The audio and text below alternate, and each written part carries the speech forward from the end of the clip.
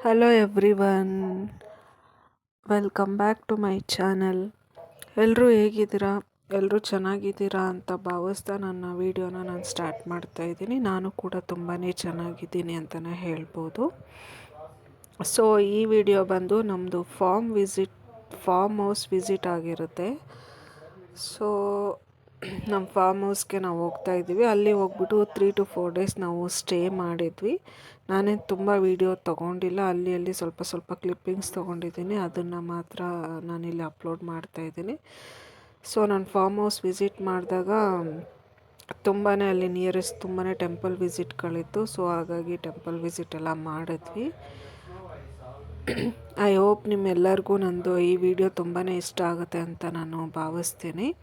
ನಮ್ಮ ಫಾರ್ಮ್ ಹೌಸಲ್ಲಿ ಒಂದು ದೊಡ್ಡದಾಗಿರೋವಂಥ ಮನೆ ಇದೆ.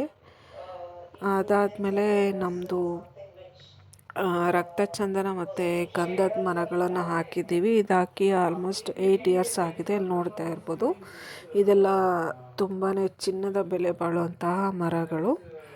ಸೊ ಇವಾಗ ಇದಕ್ಕೇನು ಬೆಲೆ ಇಲ್ಲ. ಇದು ಅರೌಂಡ್ 15 ಇಯರ್ಸ್ ಕ್ರಾಸ್ ಆದಮೇಲೆ ಇದಕ್ಕೆ ಒಂದು ಬೆಲೆ ಬರುತ್ತೆ ಅಂತಲೇ ಹೇಳ್ಬೋದು.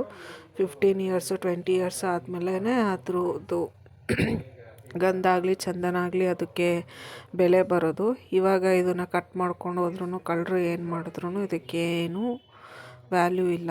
ಸೊ ಇದಕ್ಕೆ 8 ಇಯರ್ಸ್ ಆಗಿದೆ. ಇದಕ್ಕಿನ್ನೂ ಬೆಲೆ ಬರಬೇಕಂದ್ರೆ ನಾವಿನ್ನೂ 7 to 8 ಇಯರ್ಸ್ ವೆಯ್ಟ್ ಮಾಡಬೇಕು ಅಂತಲೇ ಹೇಳ್ಬೋದು. ನಮ್ಮ ಫಾರ್ಮ್ ಹೌಸಲ್ಲಿ ಒಂದು ಬಾವಿ ಇದೆ, ಮಾವಿನ ತೋಟ ಇದೆ, ಸಪೋಟೊ, ತುಂಬಾ ಫ್ರೂಟ್ಸ್ದು ಎಲ್ಲನೂ ಇದೆ. ಸೊ ನಾನು ಎಲ್ಲನೂ ವೀಡಿಯೋ ಮಾಡ್ಕೊಳಕ್ಕಾಗಿಲ್ಲ. ಬನಾನಾ ಟ್ರೀಸ್ ಆಗಿರ್ಬೋದು, ಸಪೋಟೊ ಆಗಿರ್ಬೋದು, ಚೀಪೆಕಾಯಿ ಆಗಿರ್ಬೋದು, ಎಲ್ಲ ಫ್ರೂಟ್ಸ್ದು ಟ್ರೀಸನ್ನು ನಾವು ಹೋದಾಗೆಲ್ಲ ಒಂದೊಂದು ತೊಗೊಂಡೋಗಿ ಹಾಕಿ ಬರ್ತಾಯಿರ್ತೀವಿ. ಸೊ ನಾವು ಹೋದಾಗ ಇಲ್ಲಿ ಮ್ಯಾಂಗೋ ಕಾಯಿ ಬಿಟ್ಟಿತ್ತು, ಸ್ವಲ್ಪ ಮ್ಯಾಂಗೋನು ತೊಗೊಂಡು ಬಂದ್ವಿ. ಸಪೋಟೊ ಏನೋ ಚಿಕ್ಕದಾಗಿತ್ತು. ನಮ್ಮದು ಫಾರ್ಮ್ ನೋಡ್ಕೊಳ್ಳೋದಕ್ಕೆ ಅಲ್ಲಿ ಕೆಲಸದವರು ಇರ್ತಾರೆ, ಅವರೇ ಎಲ್ಲನೂ ಮ್ಯಾನೇಜ್ ಮಾಡ್ತಾರೆ. ನಾವು ಫ್ರೀ ಇದ್ದಾಗ ನಮಗೆ ಹೋಗಬೇಕು ಅನ್ನಿಸ್ದಾಗ ಹೋಗ್ಬಿಟ್ಟು ಅಲ್ಲಿ ಸ್ಟೇ ಮಾಡಿಬಿಟ್ಟು ಲೈಫ್ ಎಂಜಾಯ್ ಮಾಡಿಕೊಂಡು ಬರ್ತೀವಿ ಅಂತಲೇ ಹೇಳ್ಬೋದು. ಸೊ ಇಲ್ಲಿ ನೋಡ್ತಾ ಇದ್ದೀರಲ್ಲ, ಇದು ನಮ್ಮದು ಮ್ಯಾಂಗೋ ಟ್ರೀಯಲ್ಲಿ ಮ್ಯಾಂಗೋ ಆಲ್ರೆಡಿ ಬಿಟ್ಟಿದೆ.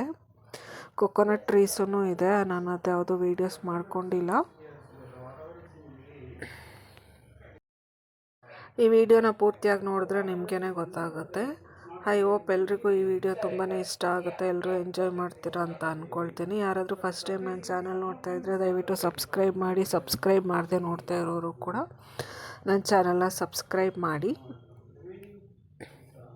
ಲೈಕ್ ಮಾಡಿ, ಸಬ್ಸ್ಕ್ರೈಬ್ ಮಾಡಿ, ಕಮೆಂಟ್ಸ್ ಮಾಡಿ. ಸೊ ಇವಾಗ ನೋಡ್ತಾ ಇರೋದು ಬಾವಿಯಲ್ಲಿ ಅರೌಂಡ್ ಒಂದು 10 to 15 ಫೀಟ್ಸಲ್ಲೇ ನೀರು ಇದೆ. ಎಷ್ಟು ಮೇಲೆ ನೀರಿದೆ, ಇದಕ್ಕೆ ಪಂಪ್ ಸೆಟ್ಟನ್ನು ಸೆಟ್ ಮಾಡಿದ್ದೀವಿ. ಸೊ ಇದರಿಂದನೇ ನಮ್ಮದು ಫಾರ್ಮಿಗೆಲ್ಲ ವಾಟರ್ ಸಪ್ಲೈ ಆಗುತ್ತೆ. ನಮ್ಮದು ಸಪ್ರೇಟಾಗಿ ಬೋರ್ವೆಲ್ ಆ ಥರ ಏನೂ ಇಲ್ಲ, ಬಾವಿ ನೀರೇ ನಮಗೆ ಸಫಿಷಿಯೆಂಟ್ ಆಗುತ್ತೆ. ಯಾಕಂದರೆ ಹಿಂದೆ ನಮ್ಮ ಫಾರ್ಮ್ ಹತ್ರನೇ ಒಂದು ಕೆರೆ ಇರೋದ್ರಿಂದ ಕೆರೆ ತುಂಬಿದಾಗೆಲ್ಲ ನಮಗೇನು ವಾಟ್ರ್ ಪ್ರಾಬ್ಲಮ್ ಅಂತ ಏನು ಅನಿಸೋದಿಲ್ಲ.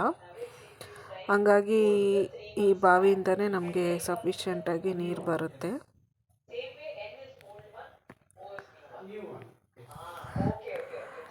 ಇದು ಬಂದು ನಾವು ಹೊರಡೋ ಹಿಂದಿನ ದಿನ ಈವ್ನಿಂಗು ಮಳೆ ಬಂದಿತ್ತು. ಸೊ ಹೊರಡೋಕ್ಕೆ ರೆಡಿಯಾಗಿದ್ದೆ. ಆವಾಗ ಸ್ವಲ್ಪ ಈವ್ನಿಂಗ್ದು ಕ್ಲಿಪ್ಪಿಂಗ್ಸ್ ಇರಲಿ ಅಂತ ಈವ್ನಿಂಗ್ದು ಸ್ವಲ್ಪ ವೀಡಿಯೋ ಮಾಡ್ಕೊಂಡಿದ್ದೀನಿ. ವೆದರ್ ನೋಡಿ ಎಷ್ಟು ಚೆನ್ನಾಗಿದೆ.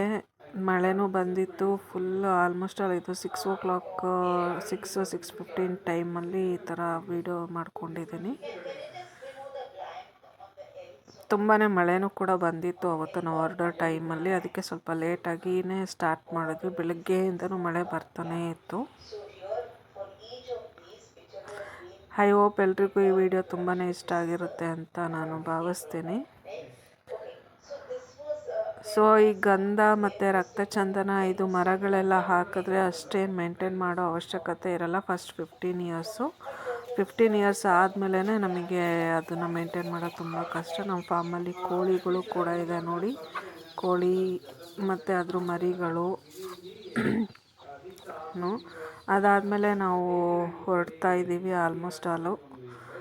ನಮ್ಮದು ಫಾರ್ಮ್ ವಿಸಿಟ್ ಈ ಥರ ಇತ್ತು ಫ್ರೆಂಡ್ಸ್. ನಾನು ಜಾಸ್ತಿ ವೀಡಿಯೋ ಮಾಡ್ಕೊಳಕ್ಕಾಗಿಲ್ಲ, ಅಲ್ಲಿ ಟೆಂಪಲ್ ವಿಸಿಟ್ ಎಲ್ಲ ಹೋಗಿದ್ದು. ಫಾರ್ಮ್ ಹೌಸಲ್ಲಿ ಇದ್ದಿದ್ದೇ ಕಡಿಮೆ, ಬೆಳಗ್ಗೆ ಹೋಗಿ ಸಂಜೆ ಬರ್ತಾಯಿದ್ವಿ, ಆ ಥರನೇ ಇತ್ತು ನಮ್ಮದೆಲ್ಲ.